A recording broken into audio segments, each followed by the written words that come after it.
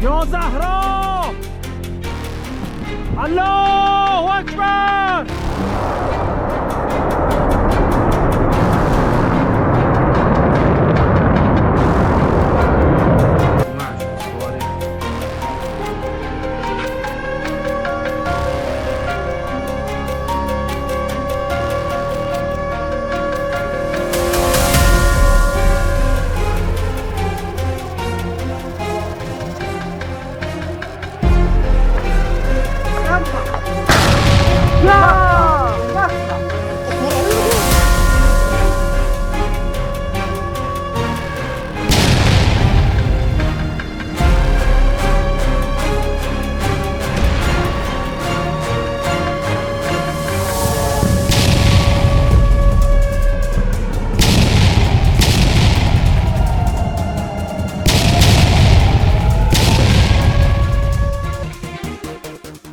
Beberapa hari terakhir, dunia kembali menyaksikan eskalasi mematikan di Timur Tengah.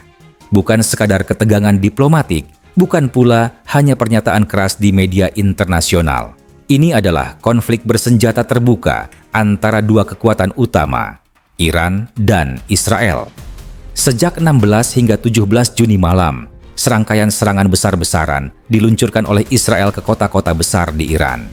Dengan dalih menargetkan fasilitas militer dan komando Garda Revolusi, kenyataannya rudal-rudal Israel juga menghancurkan gedung siaran publik dan rumah sakit. Korban sipil berjatuhan. Serangan ini, bagi sebagian pengamat, menandai bahwa Israel sekali lagi bersedia mengambil risiko besar terhadap warga sipil untuk mencapai tujuan strategis militernya. Muncul pertanyaan dari banyak pihak. Apakah pembenaran Israel masih relevan? Ataukah kini mereka justru mendorong kawasan ke ambang kehancuran total? Iran tidak tinggal diam. Rudal balistik dan drone diluncurkan sebagai balasan, dan sejak saat itu, kedua belah pihak saling mengirim sinyal bahwa konflik ini belum akan berhenti dalam waktu dekat. Yang jadi pertanyaan sekarang, apakah ini hanya episode singkat dari konflik panjang dua negara, ataukah ini akan berubah menjadi perang regional besar-besaran yang menyeret kekuatan besar dunia dan menjadikan Timur Tengah kembali sebagai titik api global?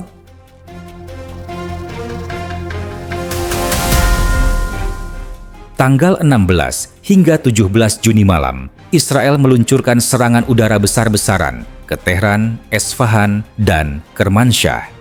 Meski pemerintah Israel mengklaim targetnya adalah fasilitas militer, banyak laporan menunjukkan kerusakan parah di zona sipil. Sebuah rudal menghantam kantor siaran IRIB saat sedang menyiarkan berita. 2 jurnalis tewas. Di Kermanshah, rumah sakit sipil terkena ledakan. Relawan Palang Merah menjadi korban. Amnesty International menyebut tindakan ini berisiko melanggar hukum kemanusiaan internasional. Bagi warga sipil Iran, ini bukan sekadar konflik antar negara, tapi serangan langsung ke jantung kehidupan mereka. Tak lama setelah serangan Israel, Iran meluncurkan operasi balasan bertajuk True Promise 3. Ratusan rudal balistik dan drone kamikaze ditembakkan ke berbagai wilayah Israel, termasuk Haifa, Glilot, dan Tel Aviv. Target utama meliputi kilang minyak, pangkalan udara, markas intelijen, hingga fasilitas pertahanan udara. Iron Dome dan sistem pertahanan lainnya tidak mampu menahan seluruh serangan. Beberapa rudal bahkan lolos dari deteksi awal, menghantam sasaran vital tanpa peringatan. Di Haifa, kebakaran besar terjadi di kilang minyak dan depot gas. Api melalap fasilitas selama lebih dari 6 jam sebelum berhasil dipadamkan. 3 pekerja tewas dan sejumlah besar cadangan bahan bakar musnah. Salah satu rudal juga menghantam gudang militer di pinggiran Tel Aviv, menimbulkan ledakan sekunder dari amunisi yang tersimpan. Getaran ledakan terasa hingga pemukiman sipil, memecahkan jendela-jendela apartemen dan menyebabkan kepanikan massal. Ledakan di pusat industri Glilot menjadi bukti bahwa bahkan markas intelijen elit Israel, Unit 8200, tidak sepenuhnya kebal. Citra satelit memperlihatkan hanggar dan antena komunikasi yang hancur. Meski Israel tak mengakui secara resmi, gambar-gambar tersebut menyebar luas di media sosial. Iran menyatakan bahwa ini adalah peringatan, bukan serangan penuh. Namun dari dampak yang ditimbulkan, serangan ini berhasil menunjukkan kelemahan dalam pertahanan udara Israel yang selama ini dianggap tak tertembus. Lebih dari itu, serangan balistik ini memunculkan efek domino berupa ketakutan, disorientasi, dan terganggunya kehidupan ekonomi Israel. Bandara Ben Gurion sempat ditutup, lalu lintas udara internasional terganggu, dan beberapa perusahaan teknologi menghentikan aktivitas untuk sementara waktu. Warga sipil Israel mengalami tekanan psikologis luar biasa. Banyak dari mereka mengungsi ke selatan atau luar negeri. Video-video warga yang menangis di tempat perlindungan menyebar di media sosial, menunjukkan dampak psikologis yang mulai dirasakan publik Israel. Yang mengejutkan, drone kamikaze Iran juga berhasil menyusup ke kawasan industri milik sektor teknologi tinggi Israel. Meski kerusakannya belum sepenuhnya terungkap, namun hal ini mengirim sinyal bahwa bahkan teknologi Silicon Wadi tak luput dari radar Iran. Beberapa analis menyebut ini sebagai demonstrasi presisi oleh Iran yang secara militer berhasil memadukan kekuatan rudal, serangan siber terbatas, dan perang elektronik untuk membingungkan sistem pertahanan Israel. Dunia menyaksikan bagaimana salah satu kekuatan militer paling canggih di dunia harus berhadapan dengan realita baru, musuh yang mampu menyusup dan menghancurkan secara terkoordinasi. Di Iran, ribuan orang mengungsi dari kota besar, pasokan listrik terganggu, rumah sakit penuh, dan sistem komunikasi lumpuh di beberapa area. Di Israel, meskipun memiliki sistem pertahanan berlapis, warga tetap hidup dalam ketegangan tinggi. Bunker bawah tanah.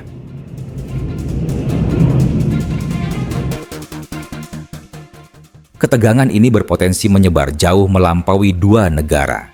Hizbullah di Lebanon telah mengancam akan membuka front baru. Milisi Syiah di Irak dan Suriah juga siap merespons jika Iran diserang lebih lanjut. Di sisi lain, Selat Hormuz terancam ditutup oleh Iran jika Amerika Serikat ikut campur langsung. Langkah itu bisa mengguncang pasokan energi global dan memicu resesi regional. Kehadiran armada militer Amerika Serikat dan NATO di kawasan terus meningkat. Jika fasilitas mereka terkena imbas, konfrontasi langsung tak bisa dihindari. Turki dan Arab Saudi berusaha menjadi penengah, tapi posisi mereka yang sensitif membuat ruang gerak terbatas. Jika konflik makin panas, tekanan politik dan blok-blok aliansi bisa membelah Timur Tengah menjadi dua kutub baru.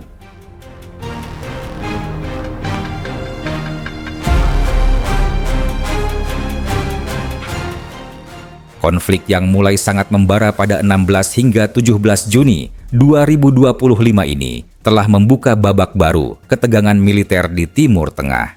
Korban sipil berjatuhan di kedua belah pihak, infrastruktur rusak, ekonomi terganggu, dan stabilitas kawasan makin rapuh. Kini, wilayah yang telah lama berada di ujung tanduk itu kembali dihadapkan pada risiko eskalasi global. Jika gencatan senjata tidak segera dicapai, maka konflik ini bisa menyeret aktor-aktor besar lainnya, Amerika Serikat, Rusia, dan bahkan Eropa. Konflik ini bukan lagi sekadar persoalan dua negara, ini telah menjadi pertarungan narasi, adu teknologi militer, dan ujian bagi diplomasi dunia. Jika para pemimpin dunia gagal membaca situasi, maka bukan tidak mungkin perang ini menjalar ke kawasan Laut Merah, Teluk Persia, bahkan Eropa Timur. Dunia internasional kini menghadapi ujian besar. Apakah mampu mendorong perdamaian, atau justru hanya jadi penonton dalam perang yang bisa menular lebih luas? Satu hal yang pasti, jika konflik ini tidak segera dihentikan, maka batas antara perang regional dan perang dunia hanya tinggal sehelai benang tipis. Dan jika benang itu putus, kita semua akan merasakan getarannya.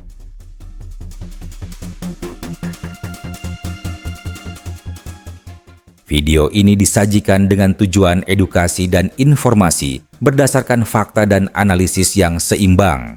Kami tidak mempromosikan kekerasan, kebencian, atau ujaran kebencian terhadap kelompok manapun. Konten ini menghormati kebijakan YouTube mengenai ujaran kebencian, konten kekerasan dan provokasi, dan informasi yang menyesatkan. Referensi kebijakan YouTube dan undang-undang terkait, Pedoman Komunitas YouTube, Undang-Undang Informasi dan Transaksi Elektronik Indonesia, dan Konvensi Internasional tentang Hak Asasi Manusia.